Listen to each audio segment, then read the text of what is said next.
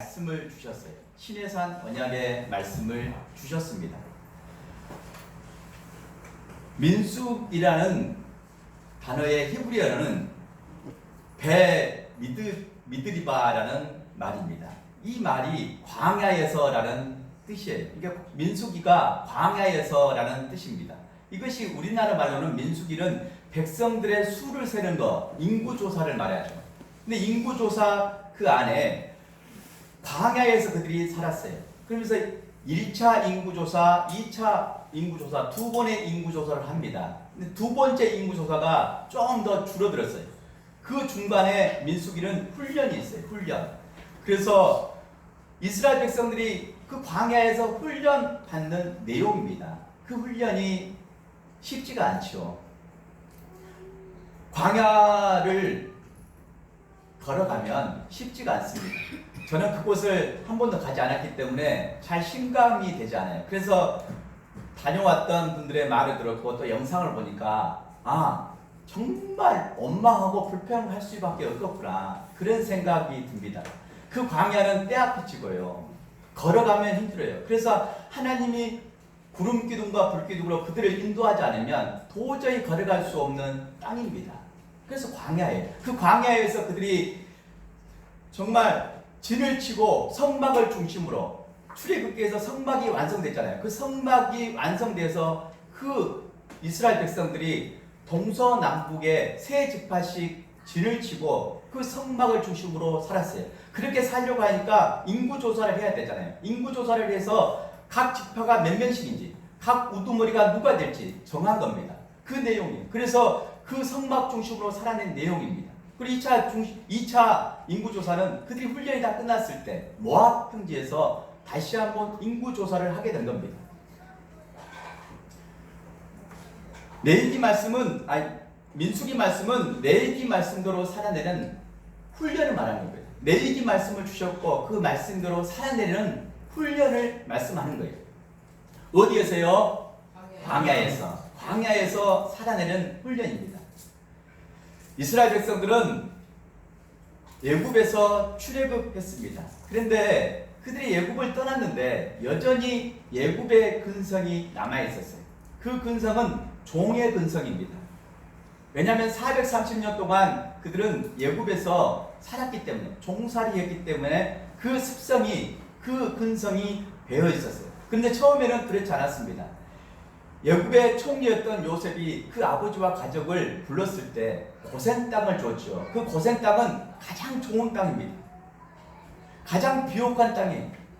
그 땅이 우리나라만큼 비옥한 땅이 고센 땅입니다. 그 좋은 땅을 그 야곱과 가족들이 살았는데, 요셉이 살아있을 때는 잘 살았어요.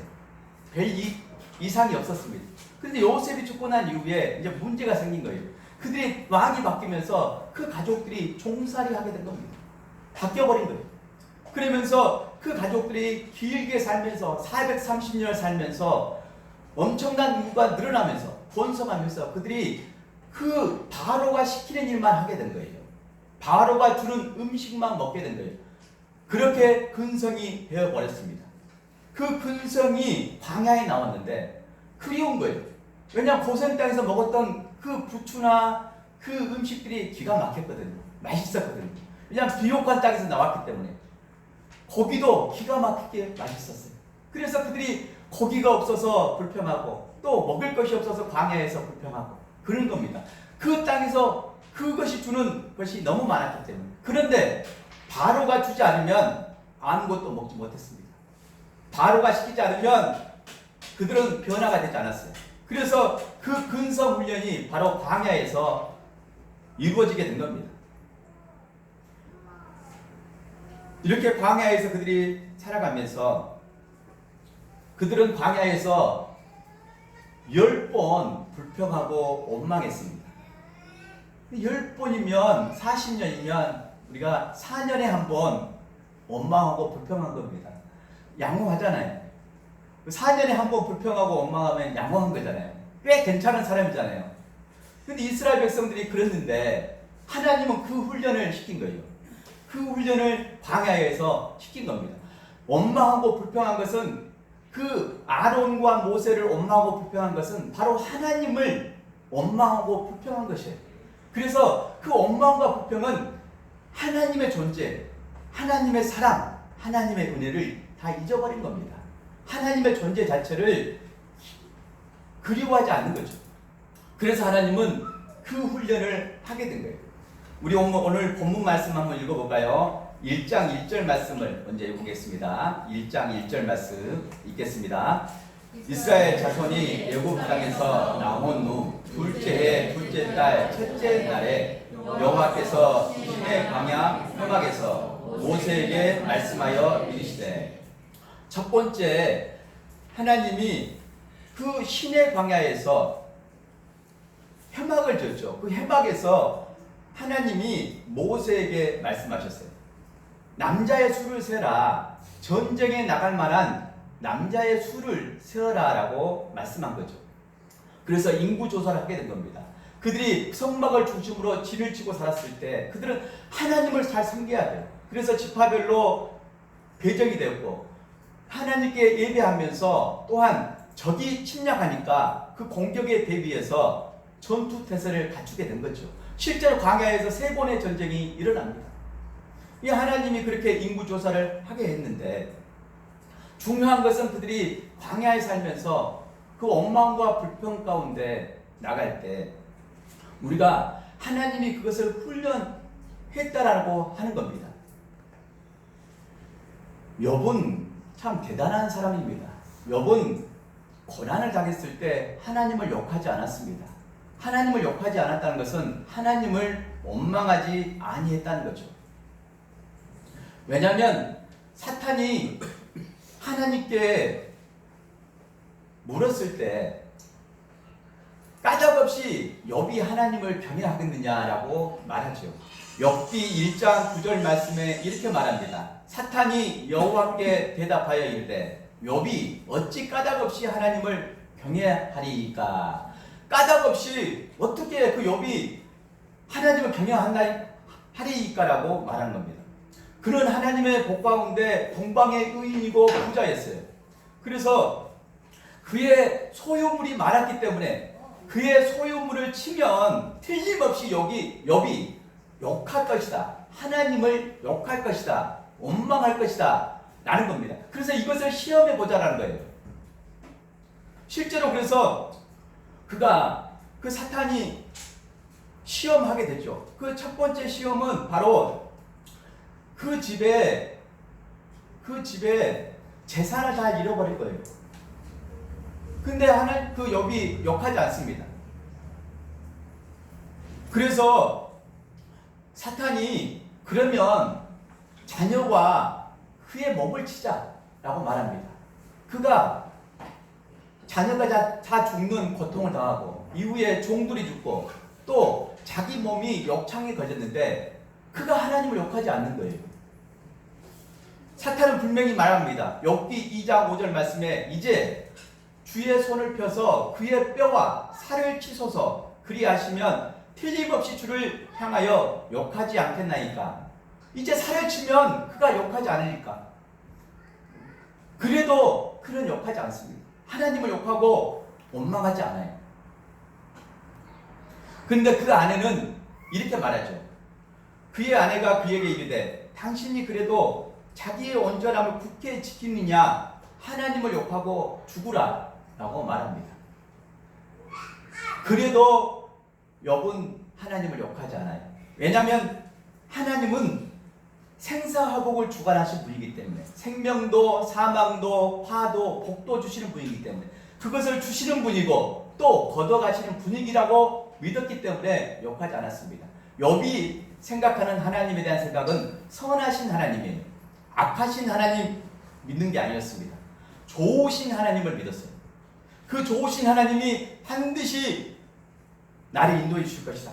가정을 회복시켜 주실 것이다. 그것을 믿은 거예요. 그래서 욥이 원망하지 않은 겁니다. 만약에 하나님을 믿을 때 하나님은 악한 분, 좋지 않는 나쁘신 분으로 믿으면, 그런 고난이 오면, 그런 광야가 오면 100% 욕합니다. 원망합니다. 하나님이 살아계시다면 어떻게 이럴 수 있느냐라고 말합니다.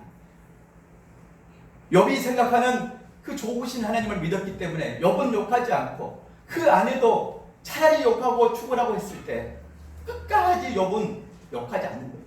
그래서 욥이 대단한 겁니다. 하나님 믿을 때 하나님은 하나님의 자녀가 그렇게 되기를 원하는 거예요. 그래서 이후에 욥이 다 회복이 되잖아요. 욥이 건강이 회복되고 자녀가 회복되고 그 재산이 다 회복됩니다. 그런데 회복시킬 때 하나님은 더 예쁜 걸로, 더 아름다운 것으로, 더 좋은 것으로 채워주셔요. 그 하나님이 좋으신 하나님이라고. 우리 따라 보겠습니다. 하나님은 나에게 좋으신 분입니다. 다시 한번, 하나님은 나에게 선하신 분입니다. 사랑하는 여러분, 하나님을 믿을 때 하나님은 나에게 선하신 분, 좋으신 하나님을 믿어야 합니다. 고난이 온다고 나쁘신 하나님이 아니에요. 나를 힘들게 한다고 그 하나님이 악하신 하나님이 아닌 거예요. 그 속에 나를 위한 하나님의 계획이 있는 거예요. 욥에 대한 계획이 있었던 것처럼 또 이스라엘 백성들을 출애굽했을 때 광야에 살게 한 이유가 있는 거예요. 그래서 그 광야 가운데 살게 할 때 하나님은 더 좋은 것을 주시기 위해서 가나안 땅이라는 적과 꿀이 흐르는 약속의 땅을 주기 위해서 그 광야에서 훈련을 하게 된 거예요. 왜냐하면 가나안 땅에 들어가면 이제 쉽지가 않습니다. 광야에는 주는 거 먹으면 되잖아요. 만나가 내렸고 고기 주면 메추라기 먹었고 물이 나면 물 마셨어요. 주는 거, 공급되는 거 먹었습니다. 이게 은혜예요. 근데 가나안 땅에 들어가면 그렇지가 않습니다. 정복해야 돼요. 전쟁을 해야 됩니다. 바알이라는 우상이 있기 때문에 그 우상과 타협하면 다 무너집니다. 그래서 완전 정복해라고 말하는 거예요. 전쟁입니다. 전쟁은 죽느냐 사느냐 두 가지입니다. 그래서 완전 정복을 그 가나안 땅에 들어갔을 때 해라고 말씀하시잖아요.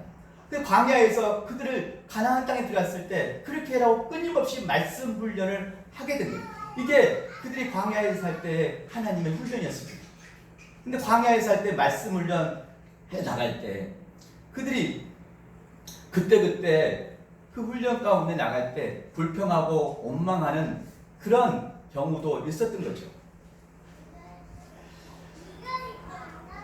우리가 그 훈련의 목적을 생각해 보면 단 하나입니다. 그것은 순종과 복종이에요. 우리 남자들이 논산훈련소나 군대를 가면 훈련을 받습니다. 군대를 가면 다른 거 다 필요 없어요. 그 훈련은 뭐죠? 그 상사의 지휘관의 말에 복종하는 거잖아요. 순종하는 거잖아요. 그거 하나 훈련하는 겁니다. 그래서 군대가 움직이는 거예요. 하나가 되어서 움직이는 겁니다. 질서 있게 움직이는 거예요. 그 명령에 복종하지 않으면 군대가 힘이 없어요. 군대가 적에게 매일매일 패배합니다. 져요. 그래서 그 순종과 복종의 훈련을 해 나가게 된 겁니다. 순종할 때 우리가 그 순종의 의미를 잘 깨달았으면 좋겠어요. 순종은 네라고 대답을 잘 하는 겁니다. 근데 하나님 말씀할 때 네라고 대답하고 그것을 해 나가는 거죠. 또 하나님이 하지 말라고 했을 때 그것을 하지 않는 것, 아니라고 말하고 하지 않고 그렇게 해 나가는 것을 말합니다. 그런데 순종은 그 대답 가운데, 그 행함 가운데 마음이 담겨야 해요. 순종하는데 투덜거리고 불평하고 원망하면 의미가 없습니다. 어떤 아내가 남편에게 여보 커피 한 잔 부탁해요 라고 말했어요. 그래서 남편이 그 아내를 위해서 커피를 준비합니다. 투덜거려요. 뭐라 그러냐면 지는 손발이 없는가 나한테 시키냐고 투덜거립니다. 그러면서 타주기는 타줘요. 근데 순종의 정확한 의미는 뭐냐? 그 마음이에요. 마음이 그렇게 해가는 거죠. 그 아내가 예쁘니까 그렇게 해주는 마음, 그대로 담아서 해주는 마음까지가 순종이에요. 이스라엘 백성들이 끝까지 그 모세와 아론의 말을 순종하고 갔잖아요. 그런데 그들이 불평하지만 그 불평을 하나님이 말씀하는 거잖아요. 그러니까 마음이 담기지 않는 순종, 그것까지 하나님이 훈련하는 거예요. 그것을 훈련하는 겁니다. 마지못해 가고 또 투덜거리고 원망하고 불평하는 그것까지 마음이 정말 예쁜 마음 들어서, 그런 자원하는 마음 들어서, 사랑하는 마음이 들어서 그렇게 따르고 그렇게 해주는 것. 그것이 순종이에요. 이해가 됩니까? 하나님은 그래서 그것을 훈련하려고 한 겁니다.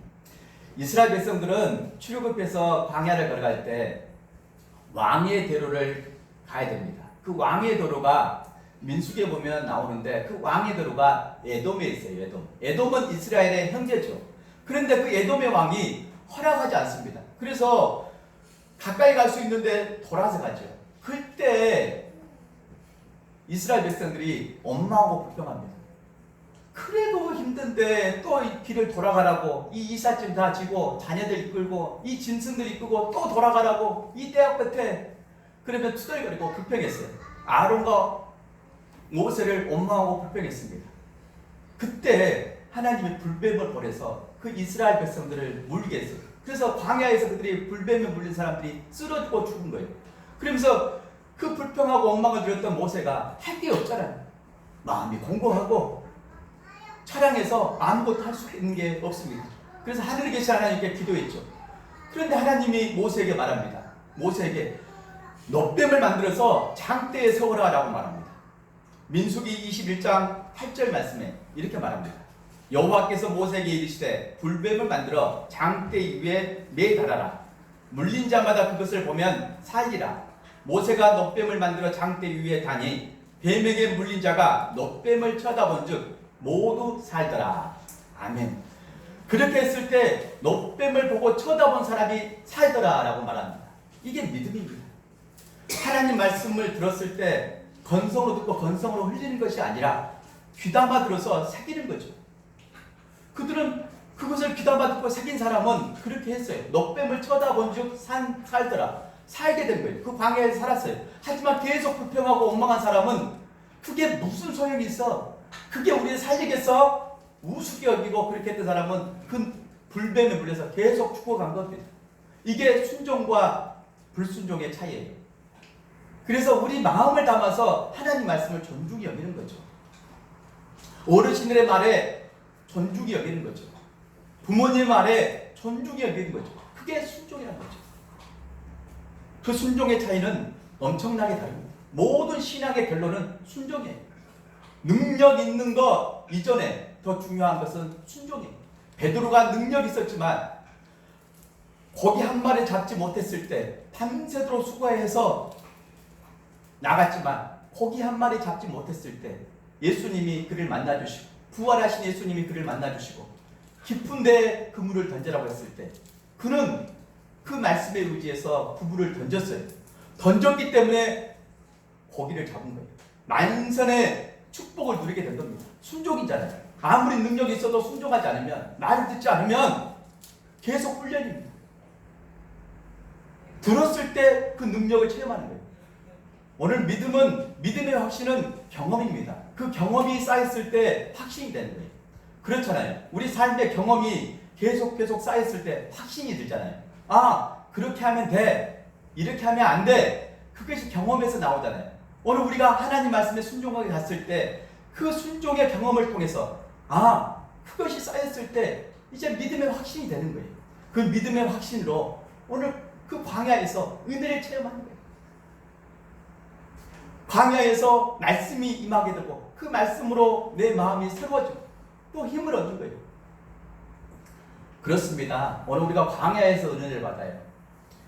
사도 바울도 광야에서 은혜를 받았습니다. 광야에서 내 은혜가 족하다라고 말했습니다. 사도 바울은 정말 능력의 사도였죠. 그가 예수 믿기 전에는 다메섹 도장에로 갈 때는 공문을 가지고 왔습니다. 예수 믿는 사람을 가두려고 그렇게 살기 등등해서 갔어요. 그런데 그 다메섹 도상에서 주님의 음성을 듣죠. 나는 너가 핍박하는 예수다. 이 말에 그가 거꾸러집니다. 쓰러지면서 강한 빛에 그가 쓰러져버려요. 눈을 뜰 수 없었습니다. 그 이후에 그의 삶은 변화되고 회심하게 됩니다. 나는 죄인 중에 괴수다. 나는 죄인 중에 괴수다. 라고 말하면서 고린도후서 12장에 보면은 그가 그 가시를 위해서 기도합니다. 수많은 사람에게 복음을 전하고 병을 고치고 능력을 해갔지만 자기에게 여전히 가시가 있었어요. 그 가시가 광야죠. 그래서 3번 기도했다라고 말합니다. 3번 기도했는데 하나님이 응답하지 않는 거예요. 그거 고쳐주지 않는 거예요. 그 가시는 자기 육체적인 가시죠. 그거 고쳐주지 않는 겁니다. 여전히 남아서 하나님의 음성은 내 은혜가 내게 족하다 라고 말씀하는 거예요. 약할 때 강함 되었다라고 고백하는 겁니다. 아까 제가 참회 기도하면서 읽어드렸지만 고린도후서 12장 9절 말씀에 이렇게 말합니다. 나에게 이르시기를 내 은혜가 내게 족하도다. 이는 내 능력이 약한 데서 온전하여 짐이라 하신지라. 그러므로 도리어 크게 기뻐함으로 나의 여러 약한 것들에 대하여 자랑하리니 이는 그리스도의 능력이 내게 머물게 하려 함이라. 아멘. 아멘 하시 바랍니다. 아멘. 우리가 자랑할 때 우리 약함을 자랑해. 그리고 그 약함이 강함이 돼야 돼. 실은 우리가 힘든 것은 약함 때문이 아닙니까? 그 약함이 없으면 다 힘들지 않습니다. 그 약함 때문에 힘든 거예요. 근데 여러분에게 약함이 뭡니까? 저에게도 약함이 있습니다. 참 약한 존재입니다. 여기서 설교하지만 참 연약한 존재예요. 여러분은 뭐가 연약합니까? 자기 육신, 또 가난한 것, 또 자녀 문제, 또 내 마음대로 되지 않는 그 삶 가운데 또 미래를 근심해야 되는, 염려해야 되는 약함. 누구에게나 있잖아요. 그 삶의 무게가 누구에게나 있잖아요. 그 약함이 예수 그리스도를 인격적으로 만나는, 우리가 광야를 뚜벅뚜벅 한 걸음 한 걸음 하나님의 스텝에 맞춰서 한 걸음 한 걸음 함께 나갈 때 그 약함이 강함되는 거예요. 그렇게 바울도 한 걸음 한 걸음 나간 오랜 시간이 지났지만 그가 여전히 약함이 있다고 말합니다. 그 약함이 강함되어서 이제 그 약함 때문에 고개 숙이는 것이 아니라 좌절하고 열등감에 빠져있는 것이 아니라 실패 가운데 나는 아무것도 할 수 없어 주저앉는 사람이 아니라 그냥 값주고 싶은 그런 삶이 아니라 그 약함을 자랑한 거예요. 그 약함이 강함되었어. 그 약함이 예수 그리스도로 말미암아 강함되었다고 말씀하는 겁니다. 우리가 광야를 걸어갈 때 그런 은혜가 임해야 됩니다. 하나님은 우리가 좋으신 하나님, 선하신 하나님으로 고백할 때 결국 그 약함을 강함되게 해주시는 목적이 있어요. 그래서 광야를 때로는 걸어갈 때 결국에 그 광야를 통해서 하나님의 은혜가 임하고 하나님의 뜻을 깨닫는 거예요. 겸손해지는 겁니다. 광야가 아니면 겸손해지기가 어려워요. 그래서 저도 늘 처음 사랑, 첫사랑을 잊어버리지 않으려고 합니다. 처음 이렇게 작게 교회를 하다가 작은 사람이 하나님께 예배 드리고 나가다가 이후에 이제 혹시나 사람이 많아지고 교회가 커지면 그때 그 작았을 때 마음, 첫사랑을 그대로 간직하는 거죠. 그게 첫사랑이죠. 그렇지 않으면 이제 그 사람만 바라보고 많은 사람만 바라보고 큰 교회만 바라보면 이제 마음이 변질되는 거죠. 그 순수성을 잃어버리고 첫사랑을 잃어버린 거죠.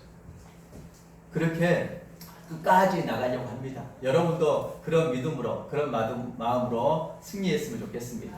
그래서 광야에서 우리가 중요한 것은 예배자가 되는 거예요. 욥은 자기가 다 잃었을 때 예배합니다. 재산도 잃고 자녀도 잃고 자기 몸도 망가지고 다 없어졌을 때 그때 하나님을 예배해요. 그때 하나님을 떠난 것이 아니라 그때 예배하잖아요. 그때 새 친구가 와서 이루하고 끝까지 논쟁하고 나가면서 이후에 42장 보면은 그가 주의 말씀을 귀로 듣기만 했지만 눈으로 본다라고 말하잖아요. 그러면서 그 새 친구도 회개하게 되고 욥도 회개하면서 하나님이 회복의 은혜를 주시잖아요. 여전히 다 잃었을 때 하나님을 예배하는 겁니다. 이것이 중요해요. 광야에서 하나님 올려는 것은 순종과 복종의 예배예요. 하나님을 예배하는 거예요. 진을 치고 그들이 살면서 성막 중심에 하나님 중심의 삶을 살고 예배해라라고 말하는 겁니다. 이게 지금 그들이 살았던 모습이죠. 성막이 보입니다. 중간에 가운데 성막이죠. 우리가 출애굽기에서 번제단을 지나서 물두멍, 그 다음에 성소와 지성소가 있는 바로 그 모습입니다. 그리고 이제 그 성막을 중심으로 이제 진을 치고 산 거예요. 동서남북입니다. 동서남북. 보면은 이제 성경 말씀에 이게 이제 인구 조사를 길게 말하고 이 이제 리더를 뽑아서 이 진에 리더를 세우고 또 세 지파씩 그 동서남북에 진을 치고 산 겁니다. 그 아까 그 성막을 중심으로 보면은 성경 말씀에 나오는데 우리가 한번 제가 말씀해 드릴게요. 동쪽에는 이사가 지파, 스불론 지파, 시므온 지파가 살았습니다. 그리고 서쪽에는 에브라임 지파와 베냐민 지파와 게르손 지파가 살았어요. 남쪽에는 고핫 지파와 갓 지파와 르우벤 지파가 살았습니다. 북쪽에는 단 지파와 아셀 지파와 납달리 지파 세 지파씩 3, 4, 12, 12지파가 동서남북에 진을 치고 산 거예요. 그런데 이제 모세와 아론은 언제나 동쪽이 출입문이잖아요. 제사장으로서 그 임무를 수행해야 되잖아요. 그래서 동쪽에서 살았어요. 모세와 아론은 동쪽에 살았습니다. 이러한 모습 가운데 그들이 광야에서 40년을 살아내게 된 겁니다. 그러면서 그들이 살면서 하나님의 살아계심, 공급하심을 끊임없이 경험하게 된 거죠. 그러면서 그들이 40년 동안 이제 움직이게 됐을 때 우리가 시내산에서 그 말씀을 받았을 때 시내산에서는 실제로 1년 머무르고요. 이후에 이제 그러면 가데스 바네아에서 세렛 시내까지 그 구간에서 38년을 살았습니다. 그러니까 왕의 대로 근처에서 38년을 산 거예요. 이게 40년 동안 거진 세월은 그 위쪽에서 가나안 땅 근방에서 살게 된 겁니다. 그러면서 끊임없이 그 광야에서 그 가나안 땅을 바라보면서 말씀을 들었고 말씀 훈련을 하게 된 거죠. 사랑하는 여러분, 계속 말씀하는 게 하나님 말씀을 듣는 사람과 지키는 사람, 지키지 않는 사람, 복이 있고 복이 있지 않다라고 말씀합니다. 오늘 사랑하는 여러분, 우리가 좋은 사람 되려면 좋으신 하나님 말씀을 들어야 돼요. 좋게 말씀할 때 들어야 됩니다. 우리 아빠, 엄마가 어르신이 좋게 말할 때 그 말을 들으면 되잖아요. 그런데 좋은 말을 하면 착하기 때문에, 매를 때리지 않기 때문에 그냥 건성으로 듣는 거예요. 근데 하나님 진짜 무서운 하나님이라고 생각하면 그렇게 듣겠습니까? 정말 무서운 사람 앞에 그 말씀을 그렇게 듣겠습니까? 그러니까 좋은 사람, 착한 사람 앞에 사람들이 간을 본 거예요. 간을 보기 때문에 잘 말을 듣지 않는 거예요. 정말 뜨끔하게 정말 경험했다면 그렇지 않습니다. 그 착한 사람을, 착하게 말하는 사람을 잘 대우하고 잘 존중히 여기고 그 말을 귀담아 듣는 거예요. 하나님도 착하신 분이라니까, 선하신 분이라니까, 마냥 좋으신 분이라고 하니까 그냥 말을 듣지 않는 거예요. 이스라엘 백성들이 그렇게 듣지 않는 거예요. 그들이 눈으로 보면서도 또 눈이 안 보이면 믿음이 없어진 거예요. 또 언제 그랬냐니 다 잊어버린 거예요. 오늘 그거 훈련이 우리에게 필요한 거예요. 그거 훈련시키는 겁니다. 사랑하는 여러분, 진짜 우리가 존중히 여겨야 될 것은 좋으신 하나님, 착하신 하나님, 사랑이 풍성하신 하나님, 그 하나님의 말을 듣는 겁니다. 우리가 어른들도 다른 사람 관계도 좀 좋은 사람, 착한 사람 대우할 때 그렇게 대우해야 돼요. 얕잡아보면 안 됩니다. 그러면 모든 관계가 회복되고 그 관계 가운데 사랑의 꽃이 피는 거예요. 은혜의 꽃이 피는 겁니다. 광야는 그런 겁니다. 광야를 통해서 언젠가 우리가 지나가면 언젠가 우리가 가나안 땅에 지나가 있습니다. 그렇게 지나가 있어요. 그런데 광야를 들어갈 때 반드시 하나님 말씀을 청종하고 듣는 연습입니다. 그걸 잘 들었을 때, 그렇게 숙달이 되었을 때, 그렇게 눈치와 또 우리 마음이 하나가 되어서 합해졌을 때, 그 훈련이 어느 순간에 다 끝나는 거예요. 그때는 가나안 땅에서 주시는 그 하나님 은혜 가운데 우리가 이제 믿음으로 이겨내는 거죠. 오늘 사랑하는 여러분, 민수기 말씀을 통해서 여러분, 민수기는 광야에서라는 뜻이었습니다. 광야를 걸어갈 때 이스라엘 백성들이 충분히 그럴 수 있습니다. 우리도 살아갈 때 광야가 있습니다. 충분히 그럴 수 있어요. 그런데 정말 대단한 사람들 계십니다. 정말 광야를 만났을 때 예수님 믿게 되고 한 번도 욕하지 않고 원망하지 않고 여전히 예수 그리스도를 믿고 하나님 말씀에 청종하고 하신 분들이 있습니다. 그것은 능력이 많고 적음의 차이가 아니에요. 잘나고 못나고의 차이가 아닙니다. 그런 분들이 계셔요. 그런 분이 욥처럼 사시는 분입니다. 진짜 하나님의 자녀예요. 그리고 여러분이 다 그런 분인 줄 믿습니다. 오늘 그런 삶을 꿈꾸고 나갈 때 하나님은 놀랍게 감격의 은혜로 채워주십니다. 매일매일 나의 약함 가운데 강함되게 해주셔서 할 수 있는 영적인 자신감을 주시고 영적인 능력을 주셔서 내가 축복했는데, 자녀를 축복했는데 그 자녀가 축복을 받는 거예요. 목회자가 축복을 했고 기도했는데 그 기도대로 응답되는 거예요. 광야에서 그런 축복이 임하는 겁니다. 광야에서 무슨 역사가 일어나겠어요? 하지만 모든 역사는 광야에서 일어납니다. 그래서 불평하지 말고 원망하지 말고 감사함으로 구하시기 바랍니다. 감사함으로 나갈 때 진정 행복한 사람, 저와 여러분이 될 줄 믿습니다. 기도하시겠습니다. 살아계신 하나님 감사합니다.